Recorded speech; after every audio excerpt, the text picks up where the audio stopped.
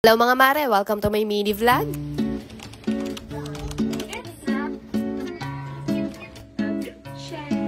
Pasensya na mga mare kung ang unang bungad ng video ay puro pagpapakyut. Feeling ko kasi talaga ay maayos lang ako tignan kapag ganitong umaalis lang kami ng bahay. Pag andito nga lang kasi ako sa bahay ay palosyang-losyang lang. Kaya tong batang maliit lang din naman kasi yung makakakita sa akin dito sa bahay at kahit ano pang ang itsura ko ay gandang-ganda pa rin naman yan sa akin. Etong outfit ko nga pala ngayon is from D&D Millennial Clothing. At fast forward na nga mga mare, dito nga pala kami pumunta ngayong araw sa Mang Cosme Mega Bodega Sale. Located nga lang pala to dito malapit sa amin at ngayon nga lang din namin nalaman na meron palang nabibilihan dito ng napakamumurang mga appliances. Sayang nga kung nalaman lang sana namin to kagad dito na lang sana kami bumili ng bago naming ref. At ngayong araw nga ang hanap naman namin ay automatic washing machine. Nagre-request nga kasi yung nanay ko ng automatic washing machine at dahil nag-birthday naman siya nung nakaraan kaya eto nga at pagbigyan natin ng hiling. Ang kaso nga lang out of stock na daw yung size na hinahanap namin kaya eto nga at nag-ikot-ikot na lang din muna kami. At sa pag-iikot-ikot nga namin dito ay sobrang nagugulat talaga kami dahil karamihan talaga ng mga binebenta nila dito ay napakamumura lang ng presyo. Lahat ng mga tinitinda nila dito ay puro mga brand new items. Pero kaya sila mura dahil eto yung mga appliances na meron lang konting gas-gas, konting dents or wala lang box. Ang dami ting nagwo-walk-in dito araw-araw at sobrang fast-moving lang daw talaga ng mga items nila dito. Dito ka nga din makakakita ng mga aircons na sobrang mumura lang din ng mga presyo. Lahat nga ng mga yan ay puro mga brand new at yung issue lang ng iba dyan wala lang box. Pero overall naman mga mare, same pa rin naman yung quality. Sa hirap pa naman ng buhay ngayon kaya kailangan talaga nating maging practical sa pagbili ng mga gamit. Lalo na nga ngayon napapalapit na yung summer kaya perfect na perfect talaga dito bumili ng mga aircon at ref. Bali by next week daw pala darating yung mga bagong stock nila ng automatic washing machine kaya babalik na lang ulit kami dito. At paglabas nga namin sa may bodega sale, bumili lang din muna kami ng tubig dito sa may gilid. Kainitan nga kasi ng mga oras na to kaya inabot na talaga kami ng uhaw. Kaya eto nga at bago kami umuwi, dumaan lang din muna kami dito sa Mang Inasal para maghalo-halo. Tapos nag-crave lang din ako bigla sa palabo kaya eto at nag-order na rin ako. Tapos yung asawa ko naman ay bigla din daw nakaramdam ng gutom kaya yan at nag-order lang din siya ng kanin at sisi. Buti nga at nasa mood tong batang maliit at nakikisama ngayon kaya nakakain kami ng mapayapa. Masya tara mga mare, kain pala tayo.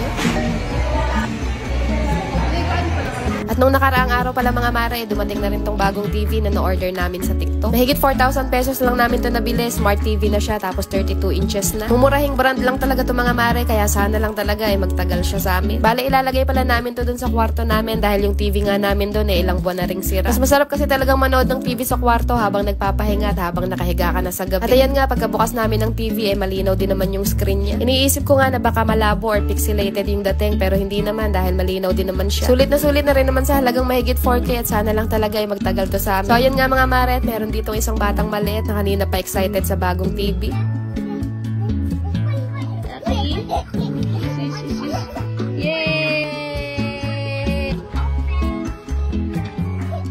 Ako mga mare, sa aming lahat talaga dito siya yung pinakamasaya dito sa bagong TV namin sa kwarto. Tignan nyo naman na talagang may pagpalapalakpak pa sa sobrang tuwa. Akala mo ba talaga nga ngayon lang nakakita ng TV? Ayan nga, medyo napagod na sa kakalikot at maya-maya din lang nakatulog na siya. Paano mga mare, ayun lang muna ulit for today.